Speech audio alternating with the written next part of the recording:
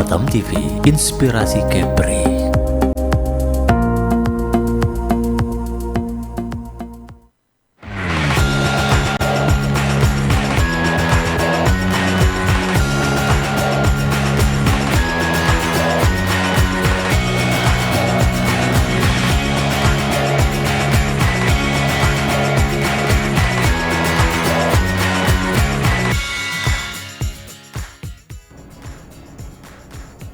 Assalamualaikum warahmatullahi wabarakatuh dan selamat sore pemirsa setia Batam TV dimanapun Anda berada saat ini. Senang sekali kita bertemu kembali dalam program Dialog Khusus Batam Televisi, dan kali ini kita akan membahas satu tema terkait pariwisata, dunia pariwisata di Kepulauan Riau dengan tema pentingnya melindungi wisatawan mancanegara, terutama wisatawan mancanegara yang masuk ke Indonesia khususnya di Kepulauan Riau. Dan pemirsa Batam TV, saat ini saya sudah bersama seorang narasumber kita yang sudah cukup sering juga hadir di Batam Televisi, dan kita undang di Batam Televisi, yaitu yang merupakan Ketua Aspabri Provinsi Kepulauan Riau, Bapak Surya Wijaya. Langsung saja kita sapa beliau.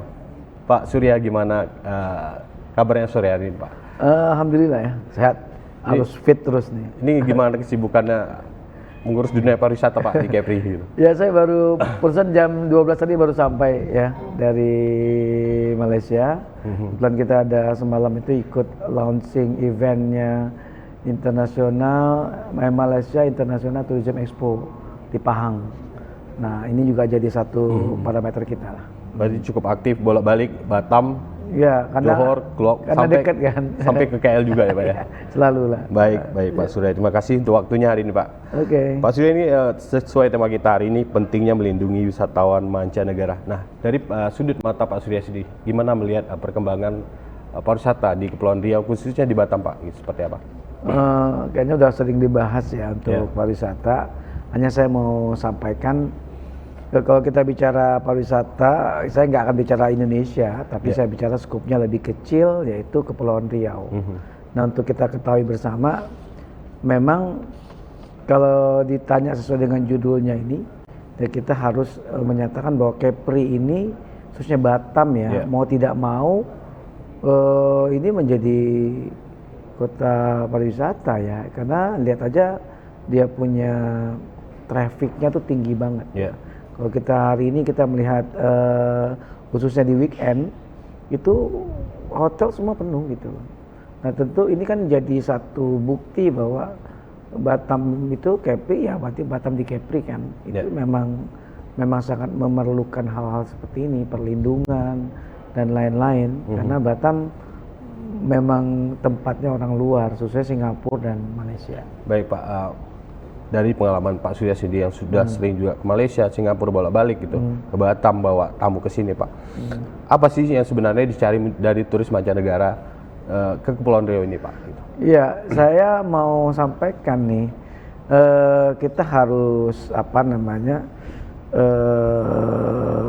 tahu diri bahwa orang-orang khususnya kita tuh hanya punya dua border ya, satu Singapura, satu lagi Malaysia, khususnya Johor Bahru. Nah, ini memang dengan kedekatan ini tuh untungnya besar banget. Karena secara mata uang mereka lebih tinggi itu mata uangnya. Hanya kalau kita mau perhatikan apa yang mereka lakukan itu, mereka tuh turnover, pulang pergi loh itu. Terutama Singapurian.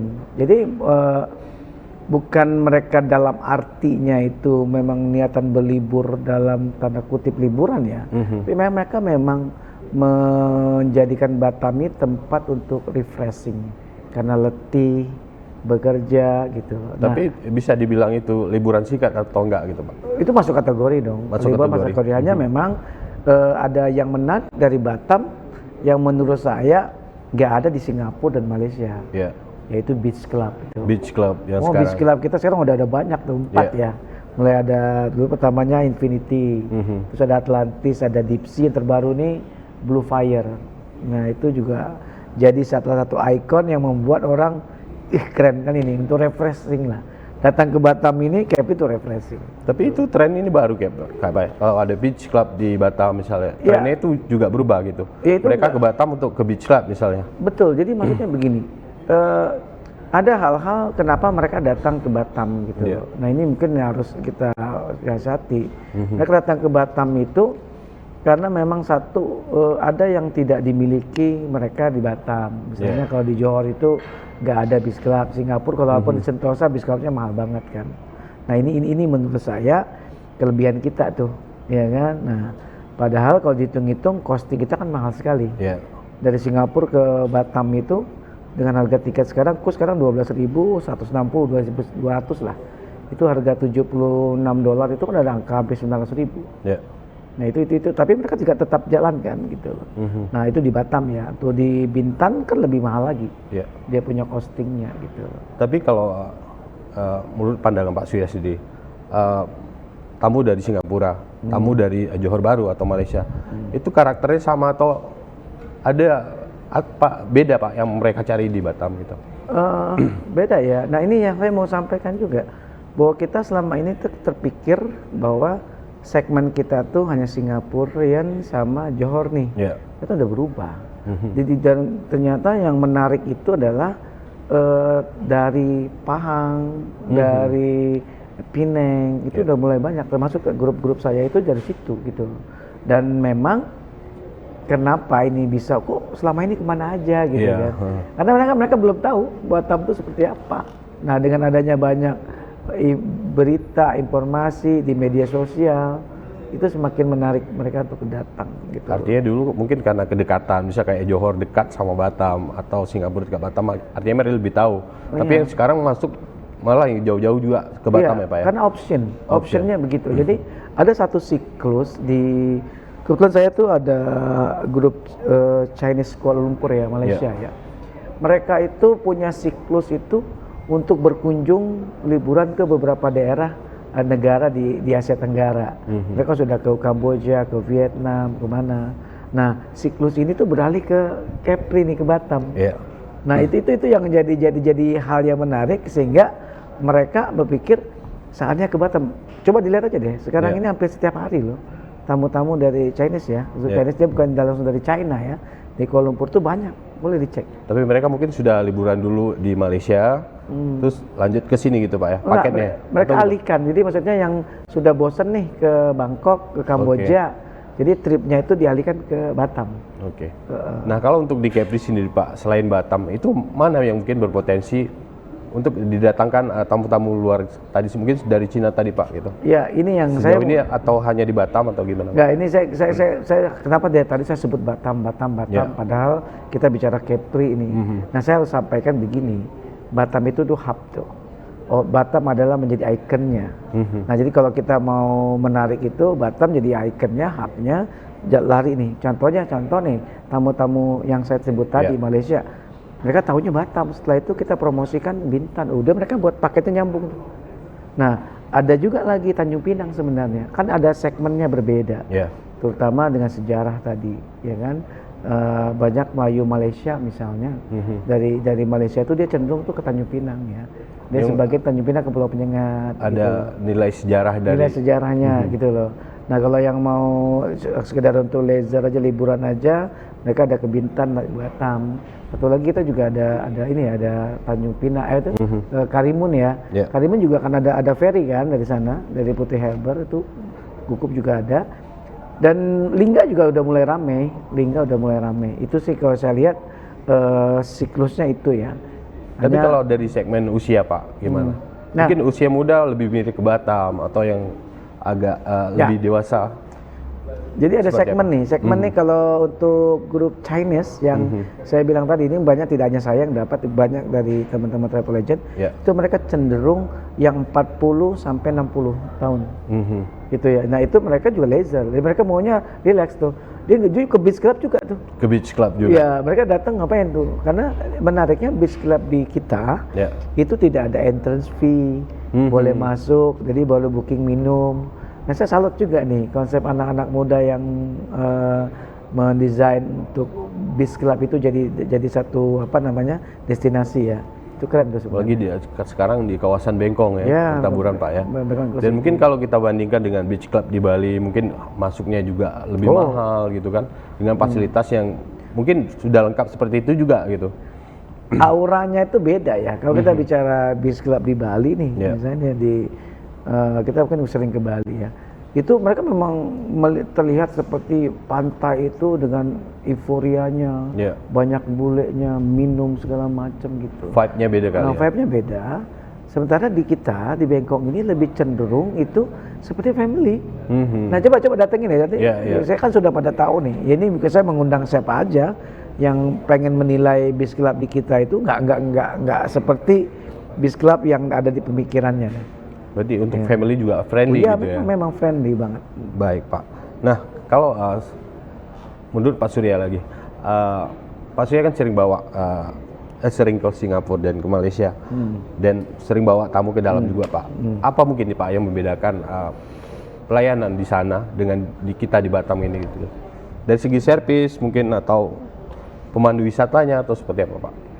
Ya saya pecah dulu ya. Kita barusan kemarin juga ada tabletop B2B sama STB, Singapore Tourism Board ya, Singapura. Jadi kalau kita bicara dengan kita dua negara itu, Singapura punya konsep yang berbeda. Dalam artian saya mau info nih, mereka sangat profesional. Dan mereka itu karena dia terpisah antara, maksudnya gini, pemerintahnya, Kementerian Pariwisata Singapura menyerahkan otoritas pariwisata kepada Singapore Tourism Board, swasta. Artinya ada pihak ketiga di situ. Pihak ketiga yang dia bergerak, dia konsepnya adalah promosi. Keren. Jadi mereka nggak mau disibukkan dengan politik, mereka nggak administrasi juga. Nggak mau. Nah, dia fokus dengan situ, makanya standarisasinya tuh cukup bagus sekali. Itu udah level tinggi banget. Nah, di Malaysia kalau menurut saya nggak jauh beda sih sama kita ya. Tapi menariknya khusus travel agent nih ya, pengaturan mereka lebih mereka lebih kontrolnya lebih bagus.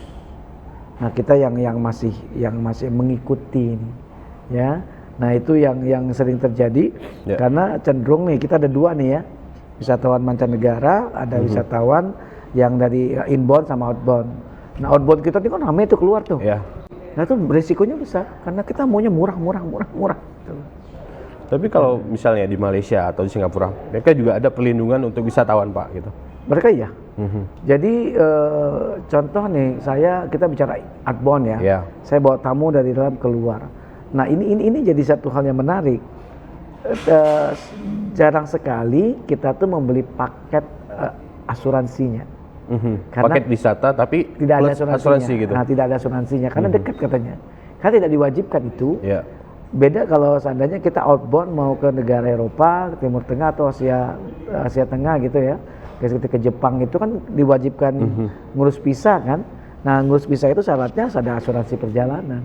Tapi itu kebijakan satu negara atau seperti apa? Iya, memang begitu. Karena kita negara ASEAN ini tidak ada batasan kan. Kita kan bebas visa. Masuk ASEAN gitu ya? Iya, ASEAN. Jadi itu yang membuat, tapi kan potensi resikonya kan tinggi. Baik. Kan kita mau ke Eropa, mau ke Singapura, Malaysia, tetap aja resikonya juga cukup tinggi. Gitu. Tapi kalau misalnya turis dari luar yang ke sini Pak, itu gimana? Dari pemerintah kita untuk menjaga keamanan dari para wisatawan yang masuk ke Indonesia gitu. Nah, sejauh ini seperti apa? Ya, ini yang saya juga agak sedikit prihatin ini. Gini ya, ada kejadian kemarin, masih ingat 2 bulan lalu ya, itu di Genting ya. Ada satu bus pariwisata, sana bilang bus persiaran orang bilang, di mana itu mengangkut turis China itu. Nah, terus busnya tuh terbalik tuh di Genting. Jatuh, meninggal 2 orang, 11 luka parah. Dan di sana kan semua bus itu diasuransi. Oh, bus yang membawa wisatawan. Itu diasuransi karena kalau dia tidak ada asuransinya mati, dia tidak bisa perpanjang izinnya. Nah, tapi ada satu klausul, begitu dia jatuh kecelakaan dicek lagi. Waktu itu drivernya itu tidak ada SIM-nya tuh mati. Itu juga bermasalah, tidak bisa klaim. Itu salah satu tuh. Nah, perlindungan terhadap wisatawan ini kan harus betul-betul perfect ya. Nah, kita tuh banyak banget yang belum celahnya. Kita akan bicara nih hari ini kalau ada pertanyaan itu, saya akan kupas nih. Ada hal-hal yang mungkin nanti saya bahas gitu ya. Tapi mungkin kalau turis asing yang masuk ke Indonesia, misalnya ke Batam atau ke Kepri Pak, itu gitu juga. Maksudnya konsep yang sudah kita terapkan di Kepulauan Riau sendiri, kayak mobil harus ada asuransi juga atau seperti apa? Nah gini, yang saya tahu ternyata di Indonesia itu khususnya di Kepri ya, ternyata di Kepri itu bus-bus yang ada itu menggunakan asuransi jasara harja. Berarti asuransi pokoknya ada gitu. Asuransi lokal. Nah, ya. Saya pertanyakan itu, apakah jasara harja ini bisa diklaim untuk warga negara asing? Secara yang dibawa negara asing, ya, warga negara asing gitu ya. Secara undang-undang aturannya bisa. Bisa. Tetapi ada resikonya. Klaimnya itu sangat ribet saya lihat. Dari aturan yang ada itu ribet sekali. Nah, ini yang jadi pokok permasalahan kita. Bagaimana seharusnya kan ada asuransi perjalanan wisata, itu ada. Kita juga punya kok asuransi perjalanan wisata. Nah, teman-teman travel agent gimana? Apakah mau menggunakan itu? Baik. Tapi kalau di Indonesia sendiri ada travel agent yang khusus atau asuransi yang khusus untuk wisatawan, Pak? Ada. Banyak. Dari luar juga kita kerjasama. Saya nggak mau sebut angkanya, mereknya, tapi yang pasti ada banyak sekali. Dan kita sampai juga kerjasama sama asuransi dari Jepang. Ada. Jadi tujuannya apa? Karena paket asuransi perjalanan wisata itu menjadi satu paket gambarannya. Tetapi kan itu juga kayak bus ya, transportasi yang ditumpangi itu harusnya memang memberikan asuransi ataupun kenyamanan. Ya, bagaimana? Kenapa? Ternyata setelah saya cek, harusnya nih di Suhub ini harus fair nih. Apakah bus-bus itu sudah dilakukan pengecekan total? Jadi apakah bus-bus pariwisata itu sudah lulus enggak itu? Ya, masih aktif enggak gitu loh. Baik. Karena kalau di sana asuransi syarat untuk perpanjangan lisensinya itu asuransinya wajib aktif. Baik.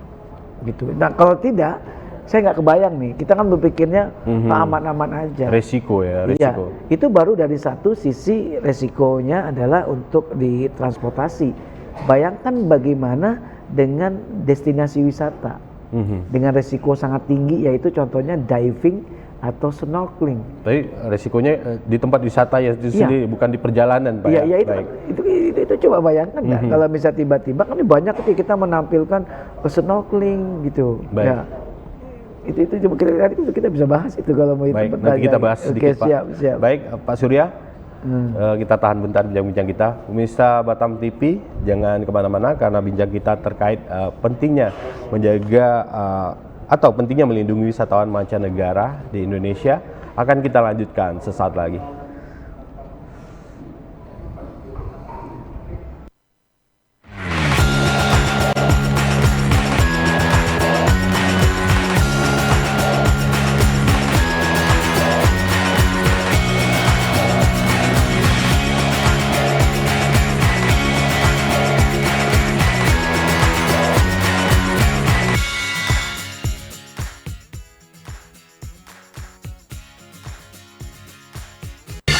Temukan pesona alam yang memukau, petualangan seru, dan kuliner lezat yang hanya ada di Batam.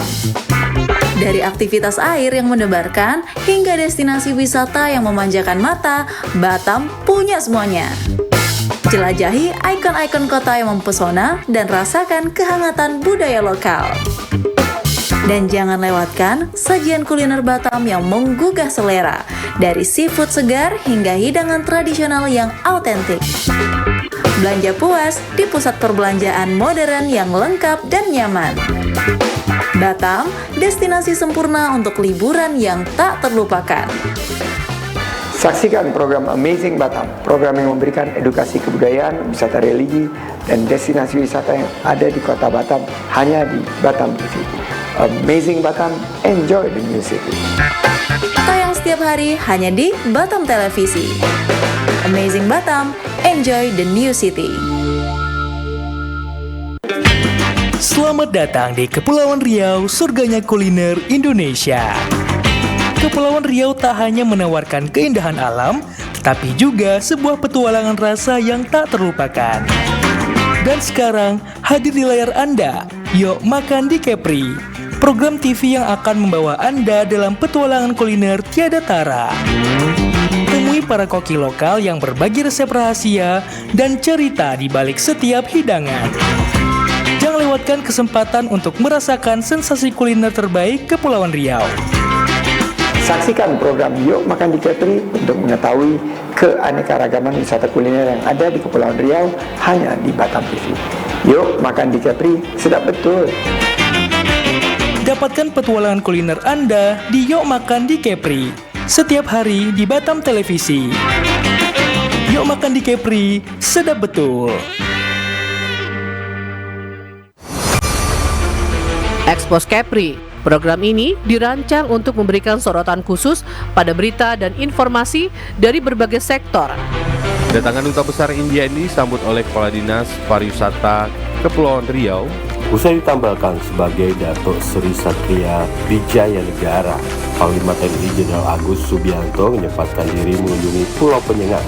Dengan tujuan terjadi peningkatan kerjasama khususnya di sektor pariwisata dan perdagangan yang saling menguntungkan antara kedua belah pihak. Padan Karya Foundation 2 hadir dengan konsep yang begitu ceria dan kental dengan nuansa budaya Indonesia.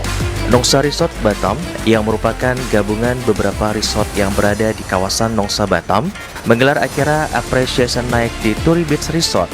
Salah satu rumah sakit terkemuka di Cina yang dikenal dengan teknologi canggih dan metode pengobatan inovatifnya, secara resmi membuka kantor perwakilan di Batam yang memiliki relevansi tinggi dengan masyarakat Batam dan Kepulauan Riau.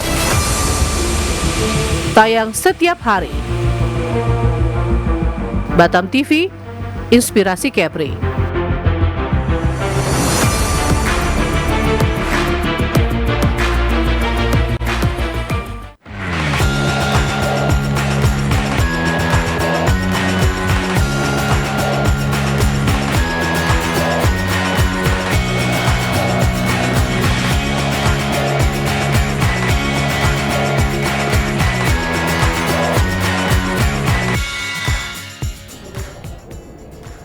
Ya, bisa Batam TV, terima kasih Anda masih bersama kami di dialog khusus mengenai pentingnya melindungi wisatawan mancanegara. Dan kita lanjut bincang lagi bersama Pak Surya yang merupakan Ketua Aspabri Provinsi Kepulauan Riau. Pak Surya, menarik tadi yang seperti Bapak bilang, salah satu cara untuk melindungi wisatawan mancanegara yang mungkin masuk ke Indonesia adalah dengan memberikan asuransi, Pak ya. Tapi sejauh ini para pelaku wisata seperti agen travel sendiri ini sudah menawarkan asuransi belum Pak ke mungkin wisatawan yang masuk ke Kepulauan Riau gitu Pak? Iya, jadi saya juga mau informasikan ke sini bahwa masih ada nih Pak Herman. Jadi kita beda ya kultur kita ya, kita sama warga negara asing. Ya. Mungkin ini jadi problem internal kita lah. Kalau mereka memang hampir semua mereka punya asuransi itu. Artinya warga negara asing lebih sadar asuransi ya, lebih melek gitu lah ya. Lebih melek. Nah, sebenarnya di kita ini saya selalu dipertanyakan itu. Jadi misalnya Pak Surya, ini paket kita perjalanan kita selama di sini kan kita ada tour nih, dia bilang ikut mulai dari transportasi sama destinasi itu ada asuransinya kan gitu. Nah, ini yang saya terus terang juga agak miris gitu loh. Saya menjawabnya kan bingung gitu loh. Tapi yang saya tahu memang transportasi semua itu ada asuransi tapi jasara harja. Nah, sementara di destinasi kan juga bermasalah. Belum ada tuh. Boleh dicek, ada beberapa sih destinasi yang menawarkan asuransi. Misalnya contoh ya, diving misalnya ataupun snorkeling, masuk ke wisata-wisata yang berbasis risiko tinggi itu. Kelihatannya biasanya enggak gitu ya. Di laut gitu kan? Iya, terus ada juga, maaf saya nggak mau sebut tempatnya nanti tersinggung. Kita main wahana-wahana itu harus safety loh gitu loh. Dan harus beranggapan semua itu berisiko. Nah sementara kami kan kerjasama sama destinasi. Kita bayar tiketnya gitu loh. Bayar entrance fee namanya. Nah ternyata saya lihat dari entrance fee-nya itu, saya pastikan tidak ada asuransinya. Mungkin ada lembar khusus untuk asuransi. Tiket masuk aja. Include tiket masuk misalnya, bisa gitu Pak. Itu yang harusnya dilakuin. Saya ada lihat ada beberapa destinasi di kita ini, dia menyertakan entrance fee, tiket masuk, ya kan? Tapi mereka mengabaikan itu. Nah, coba bagaimana perlindungannya? Ini khususnya untuk masyarakat ya, desa wisata seperti itu. Nah, harusnya kita harus begini. Namanya bicara turis itu nggak ada biasanya nggak apa-apa gitu. Nah, safety first gitu. Karena mikirnya liburan gitu, pasti nggak ada apa-apa gitu. Nah, misalnya. di kami tuh bingung juga gitu. Kayak saya menawarkan asuransi ke mereka, asuransi yang mana ya gitu. Ada sih memang banyak asuransi, kita kerjasama untuk WA manapun, sama yang dari Jepang juga ada, saya nggak sebut mereka di sini. Dan itu ada yang 3 hari, ada yang 4-7 hari ada. Ya 3 hari ya berkisar 130.000 sampai kalau yang 4-7 hari itu angka 180 sampai 200.000. Nah, pertanyaannya, kenapa itu tidak menjadi kewajiban di kami sebagai travel agent? Karena itu terus terang ini jadi tadi bahwa harga itu dirasakan cukup tinggi nantinya. Jualnya jadi susah. Ya, gitu, itu ada pertanyaan karena di kita kan problemnya nggak hanya itu. Tiket kita udah tinggi gitu loh. Segala hal yang berhubungan transportasi untuk masuk ke daerah kita nih tinggi sekali gitu. Baik, tapi misalnya para wisatawan tadi, misalnya wisatawan lokal yang mau ke luar negeri, nggak punya asuransi gitu. Tapi selaku agen wisata, bisa ada kejadian, biasa penanganannya seperti apa Pak? Ya, biasanya ke kami banyak di Biro Perjalanan Wisata ya, travel agent itu kita buat semacam kayak term and condition, semacam sebuah syarat dan kontrak, ketentuan gitu ya. Ketentuan. Nanti kita sampaikan di sana memang semua hal. Nah, itu kan hanya berupa bagaimana kita sama-sama sepakat gitu. Tapi kan kalau tadi jika dibilang, gimana nih kalau misalnya terjadi, kan kita tahu Malang nggak berbau misalnya. Klaim misalnya, itu sering terjadi ya. Yang saya bawa itu misalnya di luar, pasportnya hilang, misalnya, terus sakit, terus ada yang meninggal dunia gitu. Nah, itu prosedurnya harusnya memang inilah bukti bahwa legalitas itu penting. Misalnya kita di luar negeri, pertama kali kita reportnya kan ke kepolisian, terus kita nanti otoritas tempat. Kalau di Johor Bahru kita kerjasama sama melaporkan Konsulat Jenderal Republik Indonesia kita yang ada di Johor Bahru. Itu tugas dari travel agent juga Pak? Ya kita yang mau buat, karena kita kan punya pekerja kita yang mendampingi, namanya tour leader. Nah, tour leader itu tugasnya mendampingi tamu selama tur itu berlangsung. Tapi kalau Bapak melihat sendiri tempat-tempat wisata yang ada mungkin di Malaysia dan Singapura, itu mereka sudah mewajibkan Pak untuk asuransi tadi di tiket masuk misalnya. Oh ya, itu itu ya di mereka, sana sudah semua. Ya, mereka ada. Apalagi di Singapura ya. Di Malaysia pun makanya kami itu lebih nyaman mengunjungi masuk ke wahana yang resmi gitu loh. Baik. Misalnya kayak Legoland, contoh saya sebut ya. Risiko juga travelnya lebih mudah Pak ya? Lebih mudah gitu. Kalau kita masalahnya kita kan banyak masyarakat nih. Di Kepri itu kan banyak masyarakat yang punya destinasi wahana. Bayangkan nggak, mereka berhitungnya kan, ini aman gitu. Tingkat safety yang standar mereka itu kan berbeda. Tapi melihat ini Pak, karakteristik wisatawan kita, wisatawan lokal, mungkin asal-asalan atau seperti apa Pak? Kalau maksudnya itu nggak penting gitu. Nah, kalau lucunya menarik ya, kalau orang kita yang keluar mereka ngikut kok. Nurut ya. Berarti. Apalagi misalnya ke negara yang harus menggunakan visa ya. Tapi berarti itu bisa diterapkan juga di kita Pak ya, maksudnya di Kepri sendiri. Kita wajibkan gitu. Masalahnya kita juga bingung menerapin itu, sementara di destinasi kita, wahana kita sendiri belum standar. Nah, gimana coba contoh nih? Ya saya kan mestinya travel agent itu kan kemitraannya banyak tuh. Satu sama akomodasi, salah satunya tuh hotel dan lain-lain, termasuk restoran gitu. Nah, terus tempat wahana. Itu kan kita kerjasama nih, saya mendatangkan tamu, mereka menyiapkan sarana untuk wahananya. Tentu saya membayar kan, kami membayar itu ya harusnya dilengkapi dong dengan segala risiko kita serahkan ke pihak pengelola destinasi itu kan. Harusnya begitu. Tapi kan sebenarnya kita punya jam sostek kalau di Indonesia Pak. Itu bisa berlaku di luar atau seperti apa? Nah, saya sudah koordinasi sama teman-teman BPJS Tenaga Kerja ya. Jadi untuk warga negara kita yang berangkat keluar itu tidak bisa contohnya warga Indonesia mau liburan ke luar negeri itu untuk tanggungan untuk liburan tidak ada, tapi pekerjanya ada. Contoh misalnya kan saya nih travel agent saya membawa rombongan liburan ke luar negeri.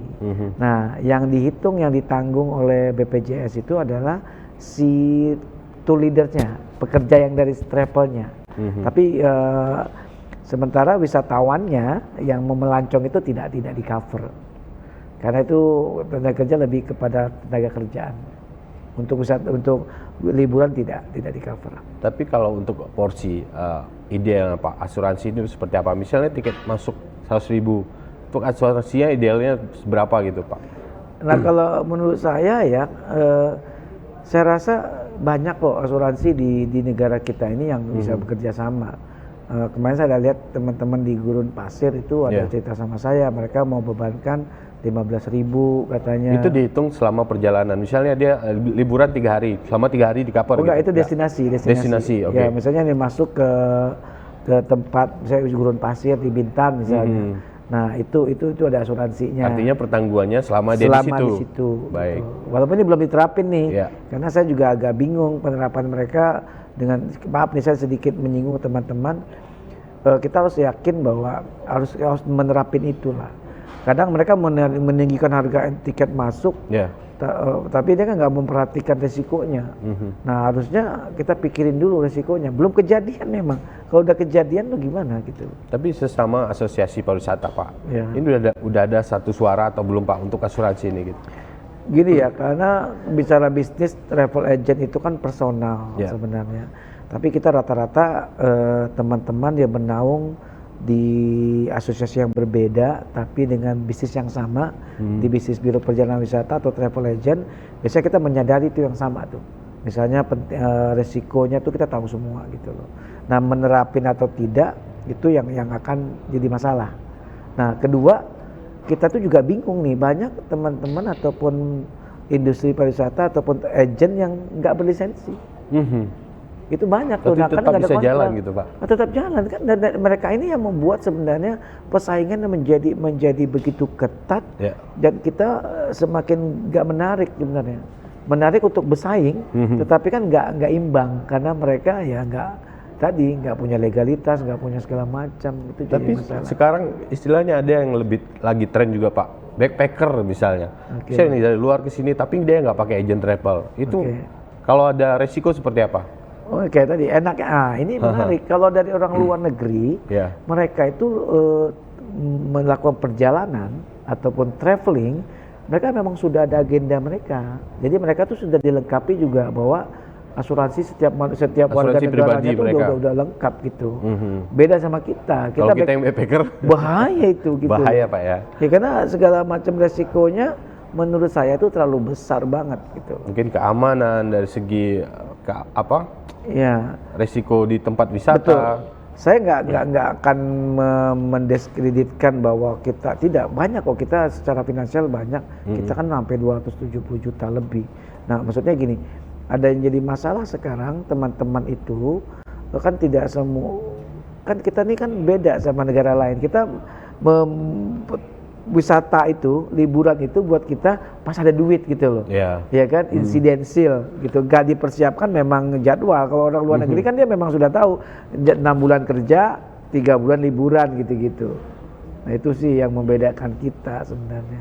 Tapi sebagai pelaku pariwisata Pak, apa yang menjadi hambatan terbesar mungkin berkembangnya pariwisata di Kepulauan Riau ini Pak? Apa hal-hal apa yang mungkin perlu diperbaiki gitu? Saya terus terang senang ya, Kepri ini punya Batam.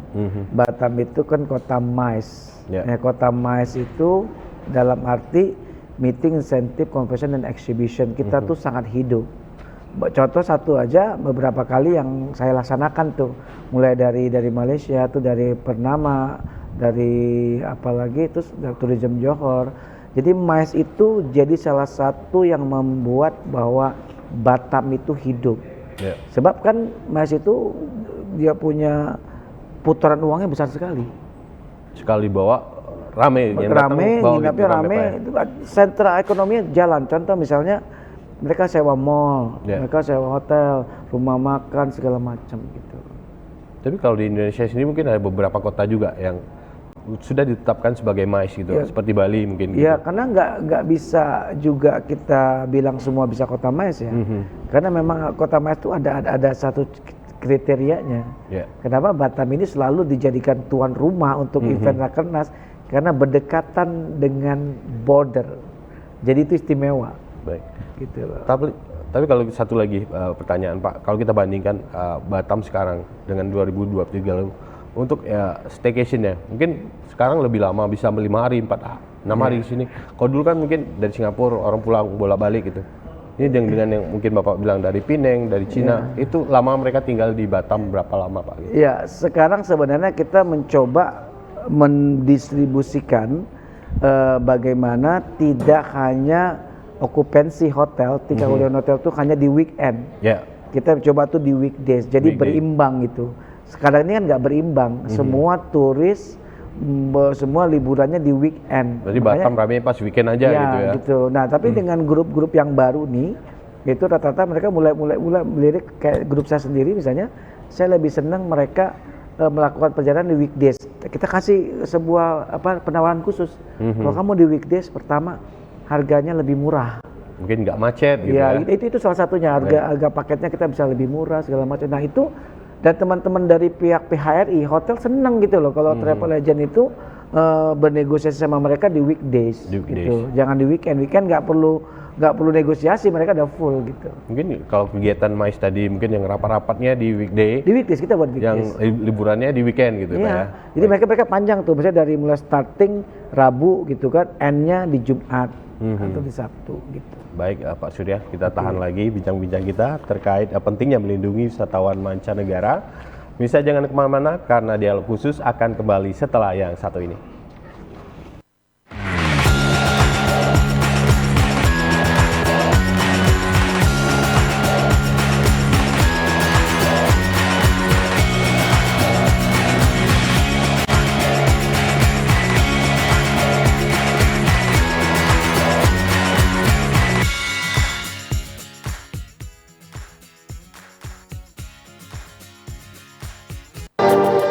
Inilah Top 10 Destinasi Wisata Kabupaten Natuna.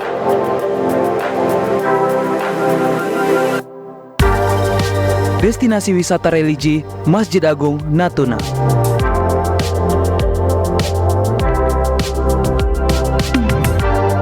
Destinasi wisata Alif Stone Park.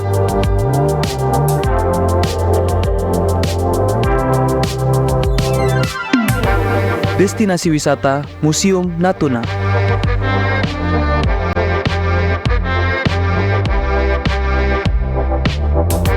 Destinasi wisata Adiwana Jelita Sejuba.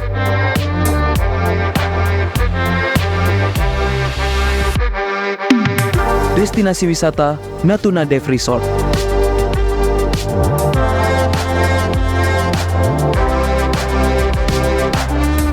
Destinasi wisata Teluk Depeh.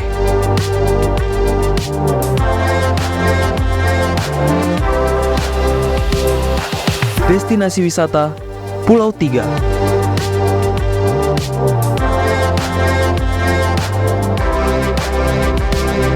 Destinasi wisata Pulau Stanau.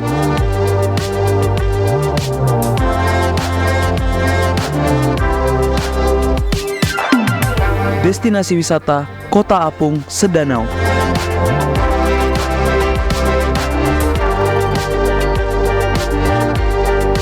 Destinasi wisata Geopark Tanjung Datuk.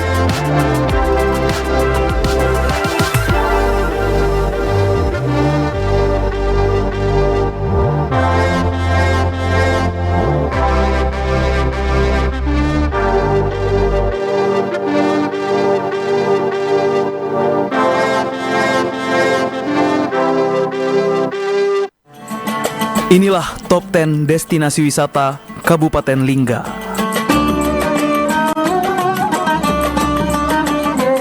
Destinasi wisata, situs dan replika Istana Damnah. Destinasi wisata, Museum Linggam Cahaya.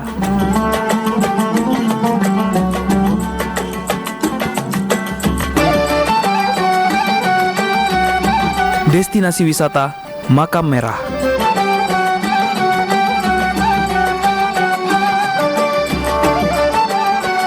Destinasi wisata, Makam Raja-Raja.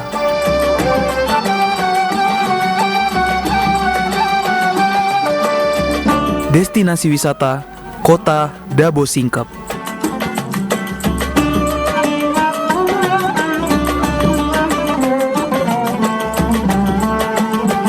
Destinasi wisata, Museum Timah Singkep.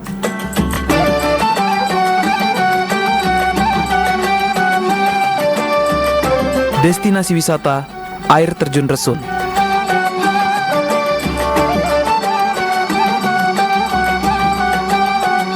Destinasi wisata, Benteng Pulau Mepar.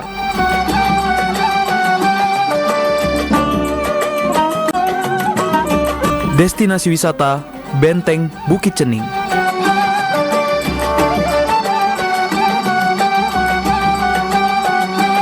Destinasi wisata, Mangrove Resun.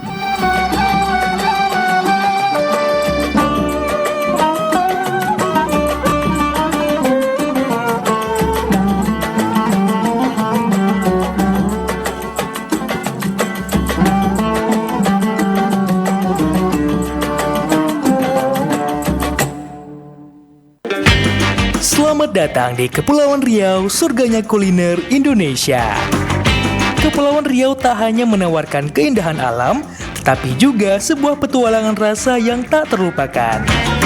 Dan sekarang, hadir di layar Anda, Yuk Makan di Kepri, program TV yang akan membawa Anda dalam petualangan kuliner tiada tara. Temui para koki lokal yang berbagi resep rahasia dan cerita di balik setiap hidangan. Jangan lewatkan kesempatan untuk merasakan sensasi kuliner terbaik Kepulauan Riau. Saksikan program Yuk Makan di Kepri untuk mengetahui keanekaragaman wisata kuliner yang ada di Kepulauan Riau hanya di Batam TV. Yuk Makan di Kepri, sedap betul. Dapatkan petualangan kuliner Anda di Yuk Makan di Kepri setiap hari di Batam Televisi.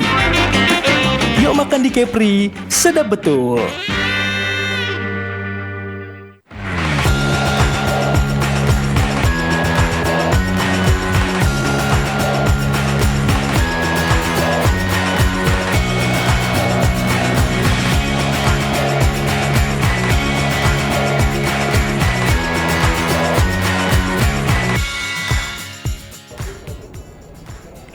Ya, pemirsa, terima kasih Anda masih bersama kami di Dialog Khusus dan kita kembali lagi berbincang mengenai pentingnya melindungi wisatawan mancanegara.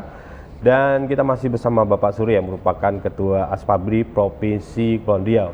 Pemirsa, kita masuk di segmen ketiga. Tadi juga menarik Pak Surya bilang mengenai pentingnya asuransi dan juga pentingnya menawarkan asuransi di tempat-tempat wisata yang ada di Kepulauan Riau.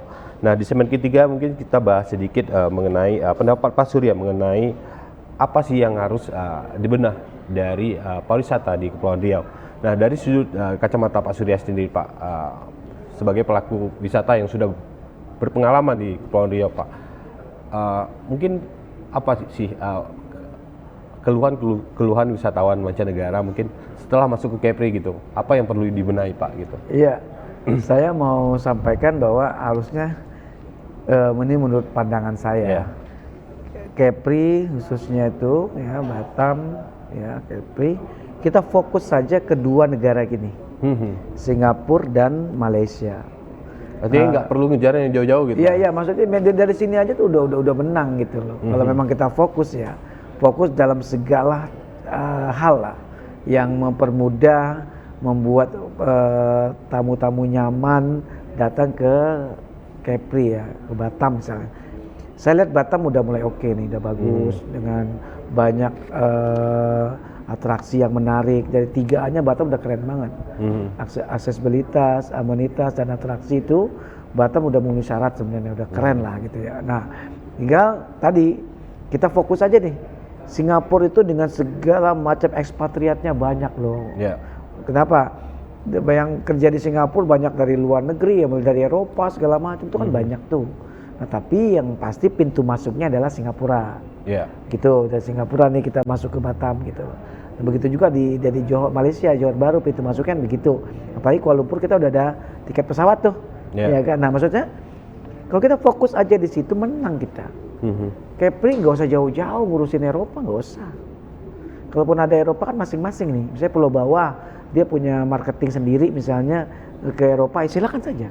Misalnya terus juga lagi di BRC Bintang Resort misalnya, dia punya segmen Eropa, silakan saja. Nah, tapi kalau saran saya pemerintah kita nih fokus aja ke daerah terdekat karena mata uang mereka tuh kan tinggi, itu lebih besar daripada kita, pasti lebih baik. Dan mereka pasti mau spending money. Daya belinya juga lebih tinggi dibanding kalau di mereka gitu. Maaf nih, kita lebih beruntung dibanding misalnya Timor Leste, misalnya Timur Irian Jaya atau Gili ya gitu kan, berbatasan sama Timur misalnya. Walaupun setiap hari kan pasti akan beda lah sama kita gitu loh. Secara kelas juga berbeda kan, atau di perbatasan Sarawak gitu. Kita nih paling istimewa sebenarnya. Karena kita berbatasan langsung negara yang lebih maju daripada kita. Secara ekonomi ya maksudnya. Gitu. Tapi kalau kita lihat negara-negara ASEAN kan nggak cuma Singapura dan Malaysia Pak. Bagaimana dengan Vietnam, dengan Thailand atau Laos misalnya? Itu menurut Pak Surya seperti apa? Ada potensi nggak di situ juga gitu? Iya, saya kemarin di 2023 itu saya kedatangan membawa ada 24 konsil Thailand dari Phuket ya. Itu sudah ada MOU juga sama pihak Kepri ya. Waktu itu ada Pak Asisten ya, Pak Luki juga hadir. Nah, untuk diketahui negara-negara seperti Vietnam, Kamboja ataupun Thailand itu lebih cenderung meminta supaya kita keluar masuk ke negara mereka. Secara satu ekonomi kita, mereka tidak lebih baik daripada kita. Itu. Jadi itu salah satu yang membuat kenapa potensial market di kita sekarang itu adalah di Singapura dan Malaysia.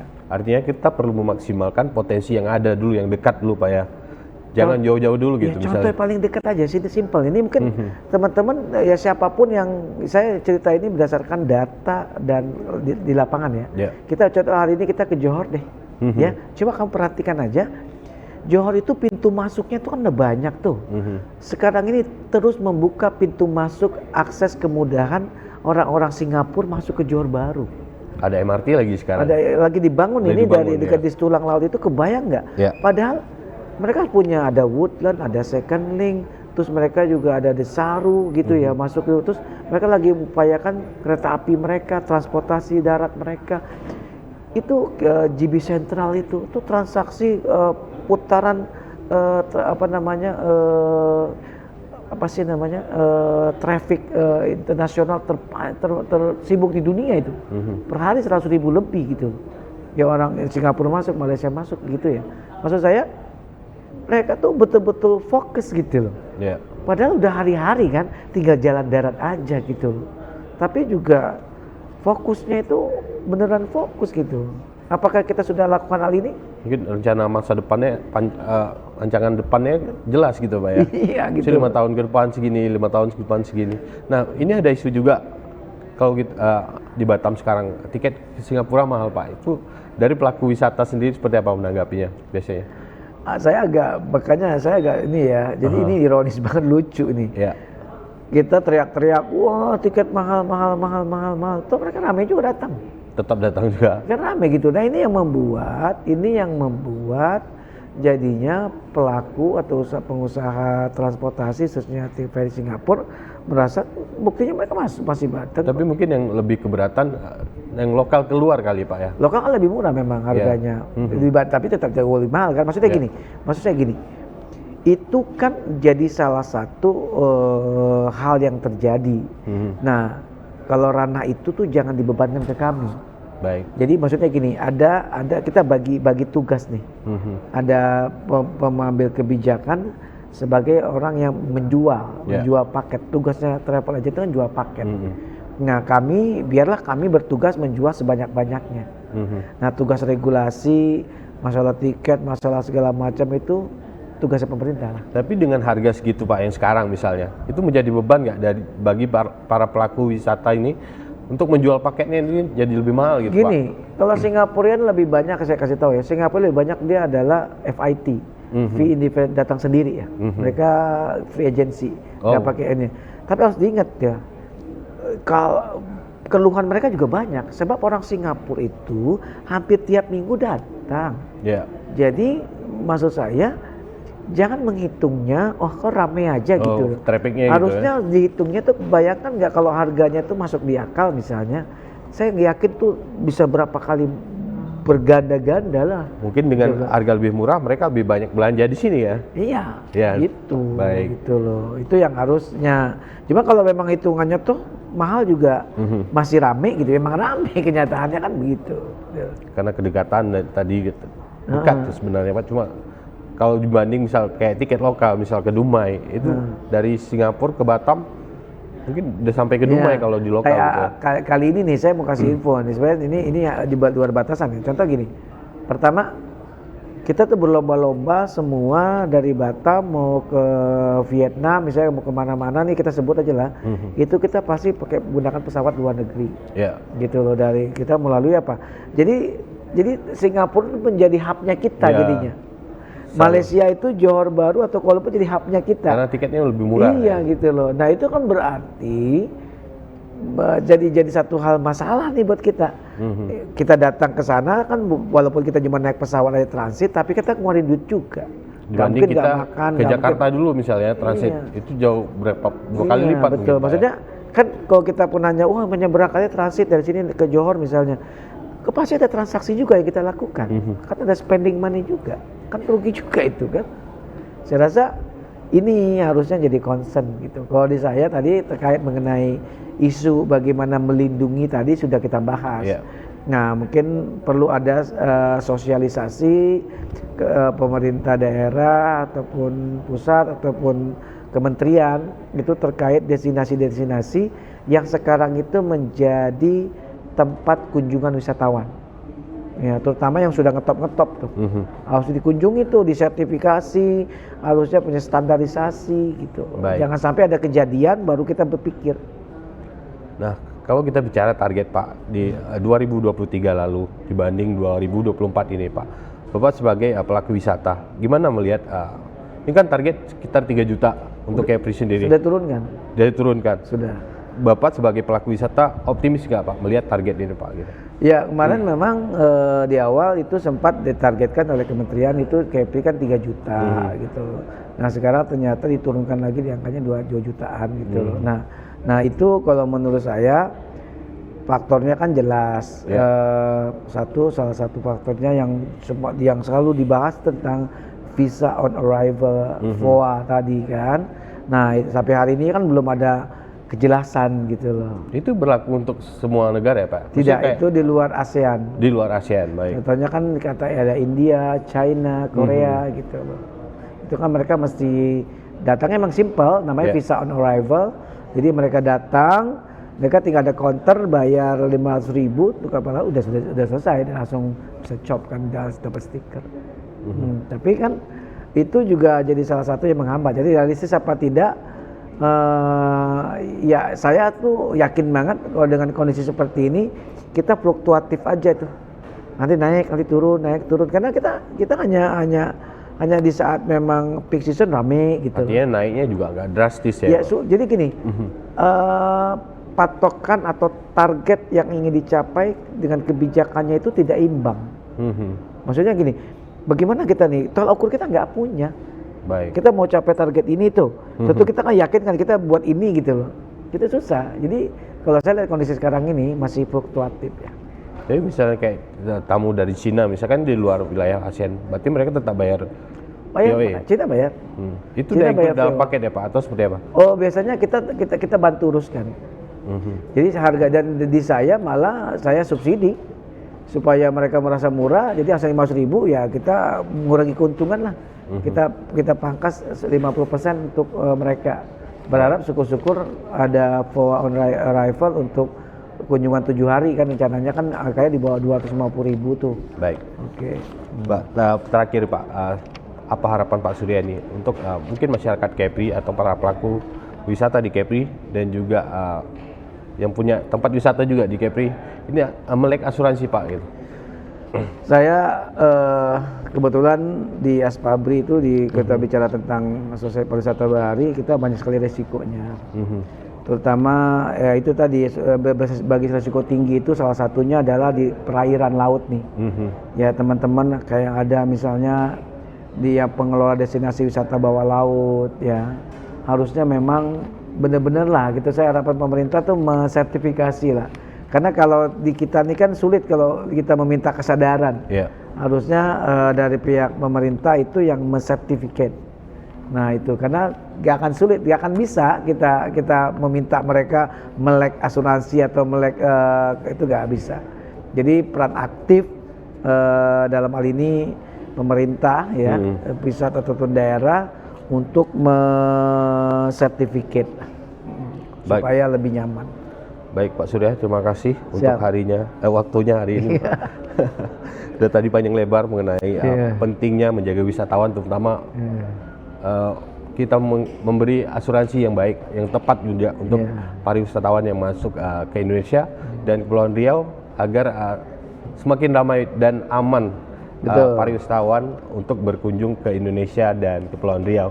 Baik pemirsa, demikian dialog kita mengenai pentingnya melindungi wisatawan mancanegara di Indonesia. Akhir kata, saya Mas Syari beserta tim yang bertugas pamit dari hadapan Anda. Selamat menyaksikan acara kami selanjutnya. Sampai jumpa. Wassalamualaikum warahmatullahi wabarakatuh. Jadi emang gitu kan. Jadi kalau